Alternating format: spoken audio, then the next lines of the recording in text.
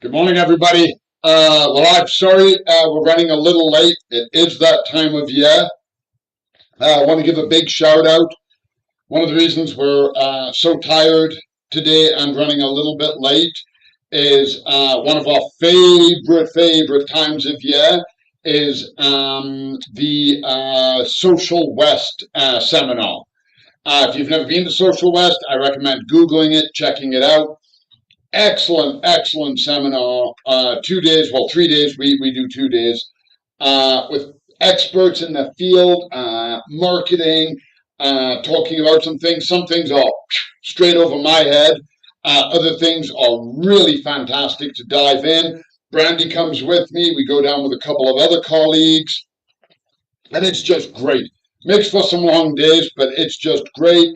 I want to give a shout out to our new friends, the Burke Group. They came by for a planter workshop, and I told them how to build planters. Lots going on, but you know what? We're still podcasting. We're still doing webinars. We still have all kinds of fun things. So anybody on our Insta who's watching, welcome. Hey, how are you? Love to see you. You won't be able to access the PowerPoint. If the PowerPoint is of interest to you, jump on over to our homepage or YouTube, goldenacre.ca or Golden Acre Garden on YouTube. You can find us real easy. If you're happy just being on Insta, we're happy you're happy. Anybody who has anything, feel free to just shout your questions out. Bam, bam, bam.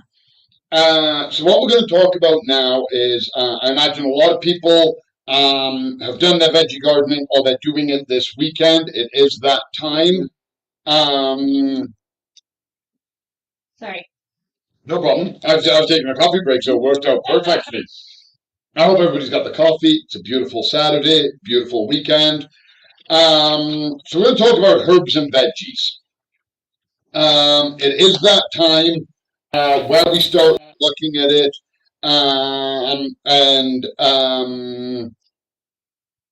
how we can do it, because I find people are more confident with their flowers. It's kind of that mentality. I put it in, it blooms. But with veggies, there is a very defined end goal. It's not for aesthetic. It's not just to be pretty. It's not just because we want to splash a color. We're growing them with a much more refined sense of purpose, as in we have an end goal. So why are we growing our own veggies and herbs? And these are just some of the reasons. You may not find that the reason you're doing it is in here, but these are the big hitters. Better variety. We can get better variety from pre-grown in the store or seeds than we can at the grocery store. Maybe you can find good variety at the farmer's market. I find that they do have a lot of variety. Sometimes they don't. It depends. It's seasonal. They are literally farmers. We control the input, ergo the output. You know that whole thing, garbage in, garbage out? This we go the other way. Good stuff in, good stuff out. So we can decide how they're growing, what fertilizer, pesticides we're using, if any. Are we going all organic? Are we not? Are we doing biological controls? Are we not? Whatever we choose, we are deciding that. So we know what we are putting on our table. Food sovereignty, very important. We are controlling it. Maybe you have something set up. Maybe you're an expert pepper grower and your neighbor is an expert tomato grower and you trade. Okay, nothing wrong with that. Nothing wrong with giving away some of your harvest and trading that. Save money. A lot of people grow some veggies and they make their own sauces. They grow a ton of tomatoes and they're making 20 bottles of sauces. Okay, it's not going to get you through the year, but it is going to save you a big chunk. Taste and flavor. There's a reason why we always say, oh my God, this tastes like it used to out of grandma's garden or something like that, because it tastes better. It's grown properly. Reduce our carbon footprint. That's important to a lot of people as well, and it's found the closer we have the food to our homes, the bigger the reduction is. It's fun and challenging. A lot of us want to take on something that's challenging, but not challenging at work where there's peer review or performance review, something that we can challenge ourselves and we get a reward at the end. And it's a great family activity. If you have kids and you haven't gardened with kids, I recommend gardening with kids. They're curious, they're fun, they love getting dirty, they love watering, and I have yet to meet a kid that hasn't been invested in the garden that at the end of the year is like, oh, I don't want to eat that. Try stopping them from eating it. They want to try it, they want to bite it, they want to pull the carrot out the side. Sometimes you're trying to wrestle the carrot to just give it a quick wash under the hose before they're shoving it in their face. Earthworms, soil, and all. So, how do we grow our own? Okay, and I stole from Nike here and I said, just do it. Okay, yeah. I'm pretty sure Nike aren't tuned into this, so just do it. That's how we do it. Okay, just start somewhere. Get a pre-grown plant. Get a small planter. Put a herb on your windowsill. Just try it. See where your experience takes, because it doesn't matter if you've got a small space, a big space. It doesn't matter if you're in the sun, in the shade, a bit of both. It doesn't matter if you've got patio, deck, balcony, a massive garden. All of them can be planted. All of them have challenges, and all of them have rewards. And maybe you got a little bit of everything. Maybe you got a garden, a balcony, and a deck. And you want to do it on all of them. Maybe your garden is full sun, your deck is full shade. It doesn't matter. All the different parameters there can play into each other, but something can be done in all of them. I've done it in all of them, either personally or with other people. Most important thing, though, is to find out what you want to grow. So the one thing we cannot cheat, the one thing, no matter how good I am, I can't get you tomatoes in dense, heavy shade. I just cannot do that. It doesn't matter the soil, the fertilizer, the water. If it is not getting the sunlight it needs, it is not going to produce. So we need to know that first. And we may need to pivot or change our plans, or be like, oh, well, I guess I'm buying my tomatoes from the farmer's market, or I'm trading with my neighbor because I have too much shade, but I will grow a ton of leafy greens, and that's what I will trade. So we can absolutely do it, but there are certain things that we need to tweak. So sun versus shade, and anybody on Instagram, my notes are literally just the printed out PowerPoint. So again, you're not really missing anything. I'm using these to kind of keep on track. So most people, and I've said this so many times, sometimes I feel like a broken record, but it's so important. The amount of times we get people and we're talking, we say, hey, what are you growing? And they mention a couple of things, and we go, oh, are you doing any veggies? And they go, I can't do veggies. I have too much shade. And you go, oh, okay, well, what about this and this and that? And they're like, oh my God, I can do all of that. I can do that in planters on a deck in the shade. You're like, yeah, absolutely. So it just means we have to change. We have to change our perception. I'm sorry if you really, really, really like tomatoes, but you have nothing. But you're in a condo, you're on the third floor, and you face northeast. Tomatoes probably aren't going to be your friend. You really want them that desperately, you can get huge grow lights and do an indoor setup. It's possible. That's a whole other conversation. But anything can be done. We just have to maybe change our mind, change our focus, and figure it out. But sometimes, and this happens as well, we're busy, we're working, we might be out of the house for 10 hours. We work for 8 hours. By the time we commute, stop on the way home to get groceries and whatnot. Pick the dog up from daycare, pick the kids up from hockey, whatever is going. I don't know. Is it hockey season? I don't know hockey. I just throw that out there. It's football season now. There we go. Rugby season is over. Yeah. Big shout out to Harry's team. They played. They made it to the final. They did not win the final. One try was the difference. They took injuries. They played their hearts out, but they didn't quite make it. So big shout out there. But sometimes we're gone for 10 hours. It's 30, 35 degrees. My garden's in full sun. That is too much sun. So oftentimes what I'm trying to say is the grass always does look a little greener. You go, well, I wish I had sun. And the person with the sun goes, I wish I had some shade. Okay, so variety, ability to adapt, asking neighbors if they can water, figuring it out as we go. Those are the key things to being successful. Being successful isn't, I wish I had a garden in full sun. That is not going to make you successful. You can have a patio in full shade and be successful. What is going to make you successful is catering to to the environment and catering to what you want. And that's how we're going to get there. We get asked this a lot. I made a slide. Brandy can pop that up. She can pop it up on our social if she wants, whatever, because this is a question we get asked all the time for perennials, trees, shrubs, ornamentals, for houseplants. We get asked this, and it's light level definition. So you look at something and it says full sun, and it says more than 6 hours of direct sun. I've also seen that as more than 8 hours. What it's saying, you need a hell of a lot of direct sun. Okay, 6 hours should be okay. The more the merrier.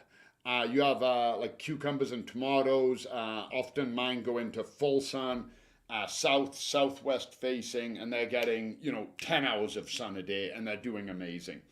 So full sun, the more the merrier. 6 is the bare minimum. 6 is, I don't know that I would include 6 in that. 7 to 8 is where I would start. Part sun, 4 to 6 hours of direct sun per day, including some afternoon sun. Okay, including that lovely afternoon warmth, sunlight, that's what we're looking at. Part shade, 4 to 6 hours of direct sun per day, mostly before midday. So that's your east facing, southeast facing side of your garden. You can always tell a plant nerd. You ask somebody who isn't a plant nerd which direction the house faces, they're like, I don't know. You ask a plant nerd, they will tell you every single room in the house, which way the window in that room faces, and where the certain areas of their garden face. That was a big reason why I bought my house. There you go, exactly, right? South-facing yard. Yeah, and you are probably looking at the windows going, oof, bedroom's north. Yeah, I was like, I don't know, I can't grow a plant in the bathroom. This is gonna be a problem. Brad, how hard is it to put in the skylight, buddy? So yeah, we don't look at what regular people look at when we're looking at homes or windows. People are like, oh, this is a brand new window. You're like, oh, that's fascinating, but why does it face north? Couldn't care less about that. May as well be brick. And full shade is less than 4 hours of direct sun per day. And that's basically how it breaks down. Again, we'll pop that up. We'll share that because that's always a good reference point. I don't expect anybody. There's no tests at the end of my webinars. Maybe there should be. No. Okay, no. But maybe there should be is all I'm saying. I've got a couple of slides here. I'm not going to go through them. Otherwise, it'll just be me reading from a list, which is incredibly boring. But these slides are just to show you the options you have. So these are veggies. Sun, tomato, pepper, cucumber. Shade, arugula, spinach, kale, lettuce, broccoli. So there are tons of stuff you can do. You're not just limited to a couple of things because it's sunny or shady. And then we have the same with herbs. Sun, basil, thyme, oregano, shade, mint, dill, parsley. Now, herbs, you can cheat them a lot easier than veggies. A lot of herbs that say they need sun can take shade. You just might find that they're not growing as prolific. So you go out, you chop a third of it off to use in your cooking, to use in your dishes, whatever you're doing with it, your cocktails, summer is here. It might not grow back as fast as if it's in the full sun, but the plant is certainly not going to suffer from being in that shade. So herbs, you have a little bit more leeway, a little bit more wiggle room, play room with. It's worth it. Coffee break. Brandy and I were just talking. We love this time of year, and it's funny because when the spring hits in April and annuals are coming in and all of the protective tarps are coming down to keep frost or cold air off of the tropical house plants. Everybody's walking around with that lift in their step, like it's spring, birds are singing, it's wonderful. And then by June, when it's still absolutely gorgeous, everybody's walking around like, hey, how are you? I'm ready for a nap. And that's my plan today is to do this. I'm going for lunch with a friend, and then I'm going home to sleep on the couch. Yeah. That is my entire plan.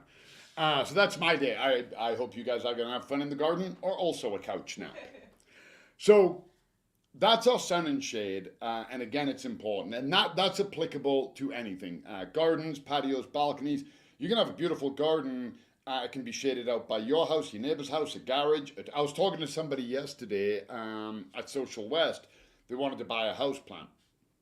It was a cinnamon tree cinnamon trees require a lot of direct sunlight. So we were talking about window placement.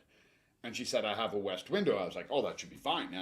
Is it like southwest or northwest? Like, are we talking 8 to 6 hours of sunlight or 4 to 6 hours of sunlight? And she's like, it's southwest. And I was like, that's great. And she's like, but there's a big willow in front of it. And I was like, uh-oh. Yeah. She didn't get the cinnamon tree. No. Yeah. I can't bring myself to sell something that's going to struggle, and she's not going to be. We even talked about grow lights, but this thing was so big. Yeah. She got something else. She left with something else. We found something else, so everything was good. But she said she did get a lot of light, but it was coming through a willow, so it was very filtered. So instead, we found her something else. So, there are so many obstacles out there, and a lot of times I see this, I shouldn't say maybe a lot, but frequently enough, where somebody has a south backyard, front yard, no fence around it, no trees. It is absolutely exposed to just being baked by the sun and the wind ripping through it. People can be on the 8th, 9th floor of a condo building on the north side, so they're getting that north wind, which is drying everything out, and no sun.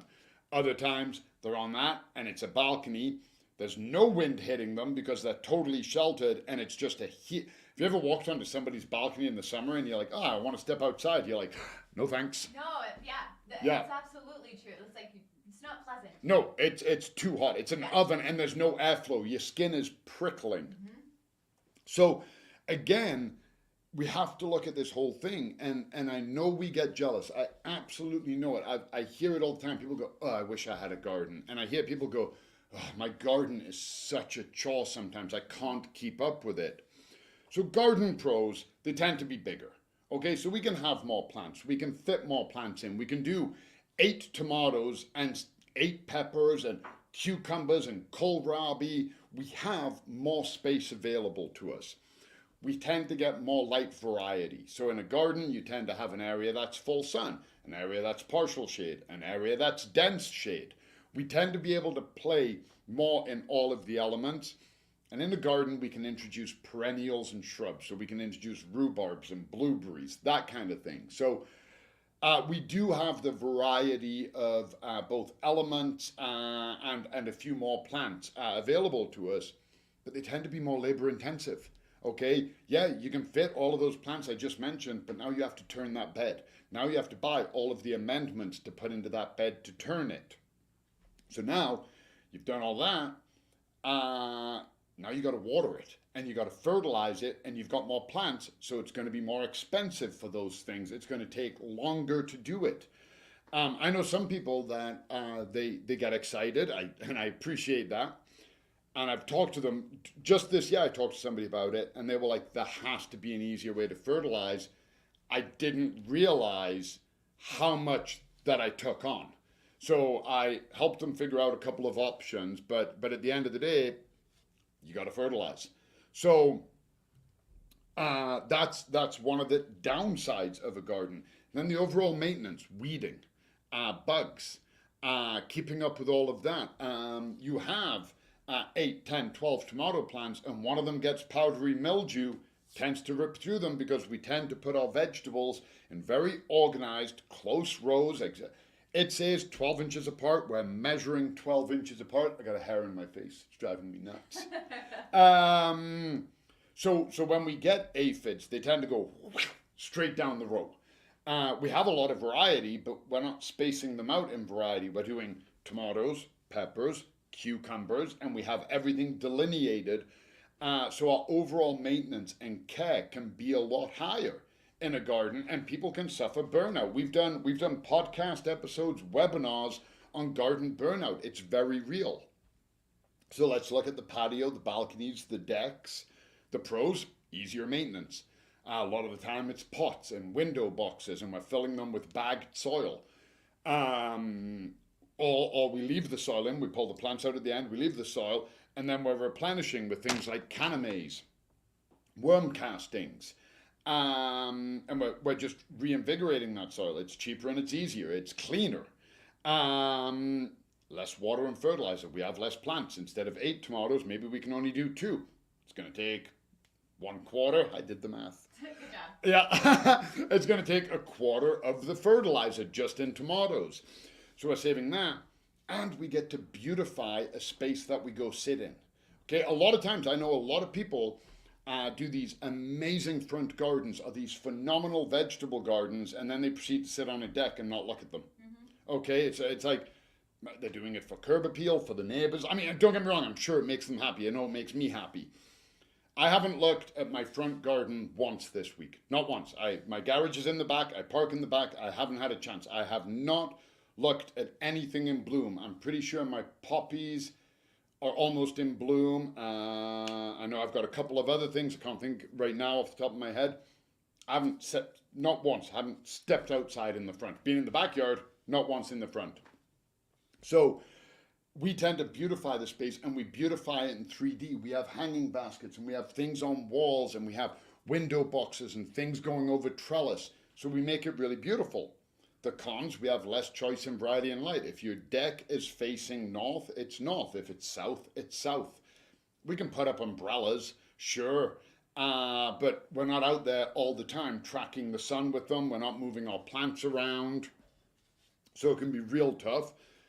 By the nature of them, a lot of times balconies and decks are smaller than gardens, which means fewer plants, fewer varieties. You might want to do 8 different types of hot peppers for a hot pepper challenge, but you just don't have the room. And more extreme conditions. So what we were just talking about, like heat sinks, wind traps. The wind hits and it swirls around. I've had balconies like that where you go outside and you can see the dust swirling around in a corner because the wind hits and it's creating its own little vacuum. So that tends to dry our plants out. We have to really make sure they're secure so we're not losing hanging baskets over, Stephen Avenue from the 10th floor. And that's kind of me being facetious, but we really do have to secure things.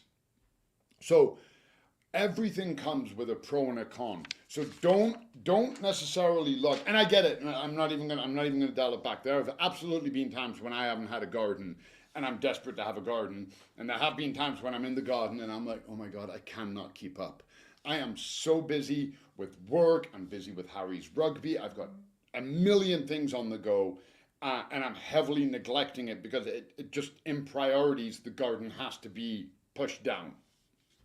So we all have to just look at what we've got, and instead of going, hey, what are they doing? I wish I had this. Let's just make our own areas beautiful and play to what we can do.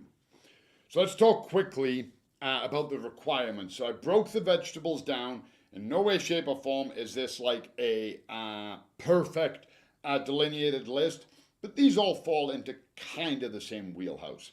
So all leafy vegetables, kale, spinach, cabbage, the herbs, dill, oregano, thyme.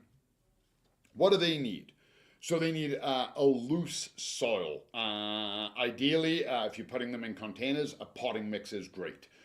Bagged growing mix. It's normally a peat moss base. It's got perlite in it. Have some mycorrhiza, whatnot.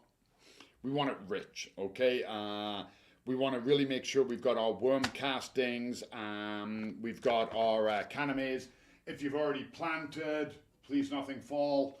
It's hard to amend containers. We can use liquid worm casting extract. So tons of different ways to get that soil. And we want it well drained.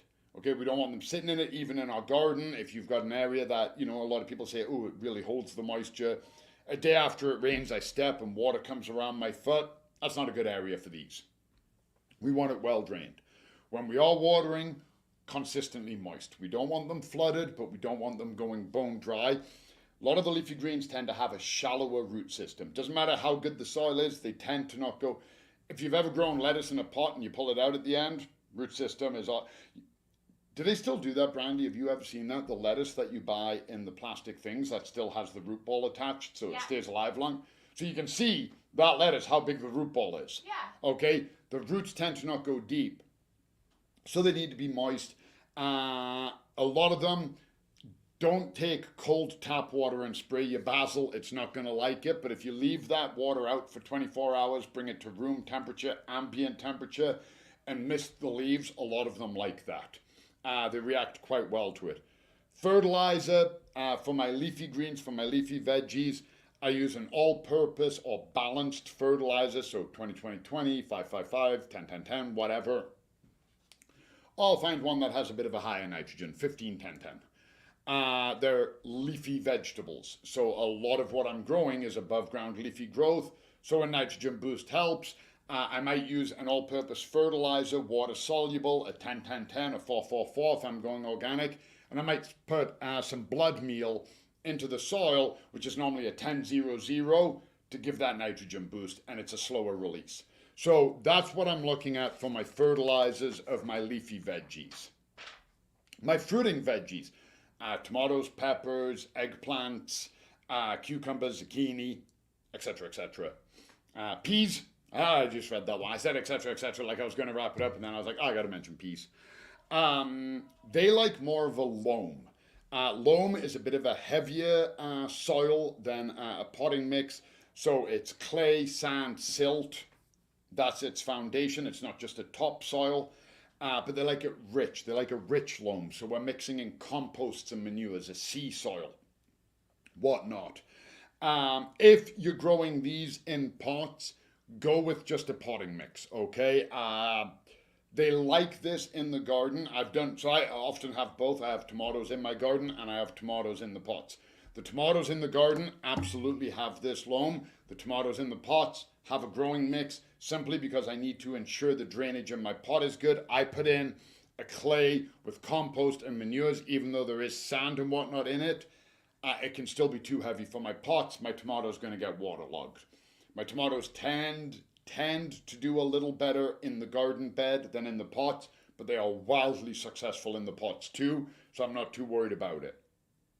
Again, once it's well drained, very few of these plants want to be sitting in water.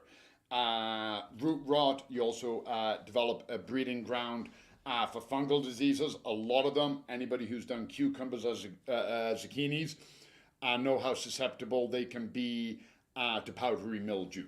So really, water and airflow are very important on that. They like a deep watering. Roots tend to go deeper, they tend to anchor, they tend to really hold down quite well. So they want that water to go deep. They want to find it. They want their roots to have a really good drink. Again, they don't want overwatering, especially when they're fruiting. And all that means doesn't mean dial the water back. It means some people react. They see them start to fruit and they go, oh my God, they must need more water. If you've given them X amount of water and they started fruiting, that is the correct amount of water they need to get to the fruiting stage. So just keep that water going, okay? That's what I mean by overwatering. We tend to see something and we react and we didn't need to. So overwatering, the reason why we say not to do it with tomatoes and cucumbers and whatnot, it can actually diminish the taste because you're diluting it because of so much water, but it can also cause the fruits to split because they're pulling so much water up and it's like a water balloon. They're like, okay, I'm full, I'm very full, I'm quite, oh, and now I'm split open. So avoid the overwatering on those. And then the fertilizer, a higher phosphate, which is the middle number, no problem can. We're looking at that. Phosphate boosts roots and seed development. Tomatoes have seeds inside them, so if that seed is developing, the tomato is going to develop around the seed. And look at calcium supplements, and I'm pretty sure I brought one up. Yep, Calcium Essential right there. So this, I'll just come around just in case that wasn't able to be seen. It's a calcium essential, but it's also a phosphorus. Okay, great. I use this as a supplement. I don't use it as my only fertilizer. I'll pair it with one like this. And I've talked about this before. You don't have to go all organic all the time. I'll also pair it with a tomato feed. Okay, so right there, this has high potassium, high phosphate, lower nitrogen. Pair these two together. I'm stopping blossom end rot. I'm keeping away from calcium deficiency, and I'm feeding my plants. So that's what I like to do with this. That's where I find it important on fertilizing. And now root vegetables. So root vegetables can be real. I can take a quick glance at a tomato and I know if it's doing good, if it's doing great, if it's suffering a little. I can normally tell why it's suffering. Am I looking at a nutrient deficiency, or is it aphid, or is there a disease? I can react pretty quick. I know what it needs. I normally have it on hand and I can deal with it. Root vegetables, and I was talking to somebody about this actually at Social West the other day. It's happened to nearly every single person I know who's grown a root vegetable. You think they're doing amazing. The top looks great, it's nice, it's green, it's full, and you harvest it and your carrot is the size of my fingertip. And you're like, okay, I grew that all year and it's gone. So knowing what to do going into root vegetables can help us get there. Again, no guarantees, and if you plant enough of them, it doesn't hurt throughout the year to pop one out, see how they're developing. It's dead. They don't really take to replanting. They don't like being transplanted. You can transplant them as seedlings. Absolutely, you can start them indoors. If I had to, I could transplant it. I would rather transplant a tomato than I would any root vegetable. So they like a loose soil. Now they're going to go in our beds. You can do some in pots, in bags and whatnot. Most root vegetables we do in the bed. They want a loose soil, sandy. Cocoa coirs are really good for that. Check the nitrogen level if you don't know your soil. Quick NPK check on your soil is always good. If you have too much nitrogen, just let it sit for a year.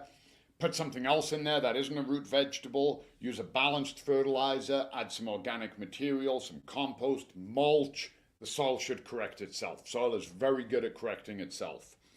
Well drained. We've talked about root rot. We've talked about roots suffocating. Too much water is not going to be great. So less water. A lot of times what people will say, and obviously if we're in drought, we have to react accordingly. But less water. So any plant, if I put a plant in and I water it and I water it and I water it all the time, I'm talking like trees and shrubs and whatnot, perennials, the roots go shallow because they don't need to look for it. Everything is being given to them. I make them suffer just a little. That root has to develop. It has to go looking for its own water, for its own nutrient source. We're eating root vegetables, so we want them to develop. So lessen off on the water a little bit. Don't let them dry out completely. Check the foliage. Okay, they've got foliage up top. You don't want that foliage flat and wilting. They do need water. So that's what you're gauging. You're kind of looking, oh, it rained. Meh, they're good for a couple of days. They're underground, they're cool, there's probably moisture nice and deep. That's what they're reaching for. A lot of times, we're like watering our tomatoes twice a day and we go, oh, I'll water these twice a day. And they're like, well, I don't need to develop. The top is going to look amazing, but the root is only this big because it didn't need to develop. Obviously, the best fertilizer, I shouldn't say obviously, that sounds demeaning, and I didn't mean it to be, because in my brain, I'm like, we're talking about root, we talked about root development, high phosphorus. Okay, so the same thing, because we're looking to develop the roots. Really good thing that you can use is put some mics in when you're planting. Okay, and this is a mycorrhiza. I talked about that earlier. It's a beneficial fungus that helps root development. I have some people that say it doesn't make a difference. I have some people that swear by it. The people I've talked to and the research that I've done into it, it is beneficial. It is root development. We're eating root vegetables. So I would go for it. And if anybody is interested, I will show this. I don't know if the camera will pick it up from back there. What we talked about a couple of weeks ago, it is OMRI-listed. Okay, so if you're using this on your veggies, it is organic. So that's going to ease any concerns you might have with it. So those are the basic requirements. Going to talk very quickly about harvesting, and then we're going to wrap it up, let everybody get to their Saturday. So harvest as you go. We all like to picture harvest time. We all like to picture, Brandy especially, sorry Brandy, I'm going to call you out, but we all like to picture the autumn in our sweaters, walking around and harvesting veggies and having these big, beautiful baskets full of veggies in our cozy sweaters with fires going. It doesn't really happen like that. Depending on when you started your seeds, when you got them outside, the growing climate. I've harvested tomatoes in June before. There's been other years I haven't seen a tomato since September. Leafy greens. I've had lettuce grow Instead of pulling the whole plant out, I've cut it, I've done another head, another head, another head. By the time I'm back around to my first one, it's already come back up because I didn't pull it out by the roots, but I harvested it when it was ready. And on that, know when to harvest. Don't harvest too soon. Might not be enough root development for it to come back, but don't harvest too late. It's not edible anymore. It's gross. It's overripe. Continually harvest your leafy greens. Even if you're not going to eat it, you want to keep, you've got enough herbs, you've dried them, your herbs are in the sun, you did your soil right, you're fertilizing them, it's got a good amount of nitrogen, the blood meal is working, and they're exploding with growth. Cut it, throw it in the compost. Once they start going to flower, you've lost them. Okay? So just snip them. Just snip them, clean them up, keep them nice and tidy, throw it away if you have to. Dry them. Dried herbs are amazing. You have options. You don't have to use them fresh, but keep up that maintenance. Keep cutting them. Stagger the planting time.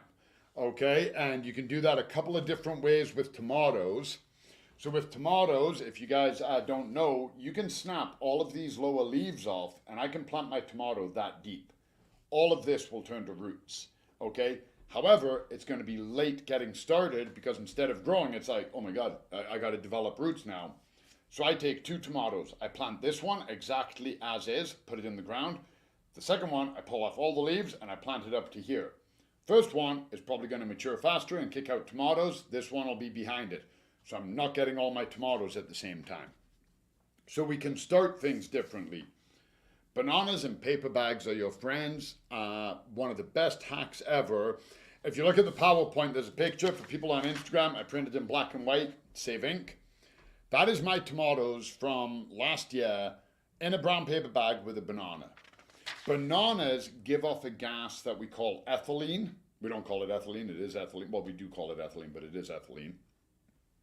They ripen things. You ever heard, be careful putting your avocados next to bananas? Avocados tend to be like, don't eat me now, too late. You put them next to bananas, they can ripen real quick.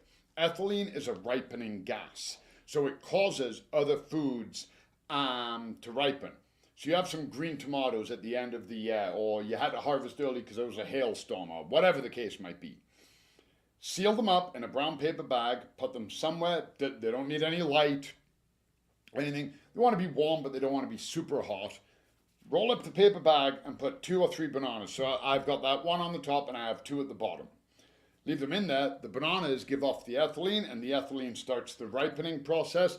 You open that bag 2 weeks, 3 weeks later, everything is dry, everything is clean, so you're not going to have any fungus happening, you're not going to have anything bad. 90% of your tomatoes should be red. The green ones, you can try again, or you can just toss them. Maybe they were too immature and they're not able to ripen up. So there are some hacks for getting you ripe. Couple of tips and tricks. Always be willing to try new things. Test sun and shade. You might be surprised. You might think, oh, I don't get enough sun. $6 tomato plant, $7 bag of soil, slap it in. You get tomatoes, next year you know you can do tomatoes. You don't get tomatoes, you learn something cost you 14 bucks. So you might be timing the sun and be like, I don't get enough. Maybe you missed a window. Maybe your timing was a little off. Maybe there's reflected sun that you didn't see. So always be willing to give it a try. It's always going to be worth it. You're going to learn one way or the other. Root veggies, they can be transplanted, like I said, but direct sowing them is better. It's always better to put your root veggies directly into a pot or directly into the veggie bed where you're putting them. Thin your seedlings, we've talked about that, especially your root vegetables. Even if you use tape, there might be 2 on the tape that are too close together. It's always better to sacrifice one and get one good one as opposed to having 2 that just kind of kill each other. If you start seeing problems, any problems, diagnose quickly and treat accordingly, but don't panic. So what I mean, you see something that isn't happening, it doesn't mean you have to run out and flood it with calcium. It doesn't mean you have to run out with a full bottle of pesticide and spray everything in the garden. Be aware of it. You go, oh, those are aphids. I know what they're doing. Do I have ladybirds? Should I get some ladybirds? You got the plan, okay? You're ready to deal with it, but you're not panicking and blanket killing everything. And have fun. Have fun doing it. That's why we're doing it. We do have an end goal, but it doesn't mean we can't enjoy ourselves while we're getting there. We don't need to be envious and go, if only I had a garden, if only I had some shade. Play with what we've got, talk to neighbors, talk to friends, trade veggies, have fun, bon appetit. All right, and that's it. That's it for veggies. Hopefully you guys learned some tips and tricks. Hopefully there's something you can take away. Does anybody have any questions at the end? No, I think that's it. All righty. Well, have a wonderful Saturday, everybody. We will see you next week. Don't forget about our podcast. Still got new episodes coming out. We always have a great time doing them. Told a lot of people at Social West about it.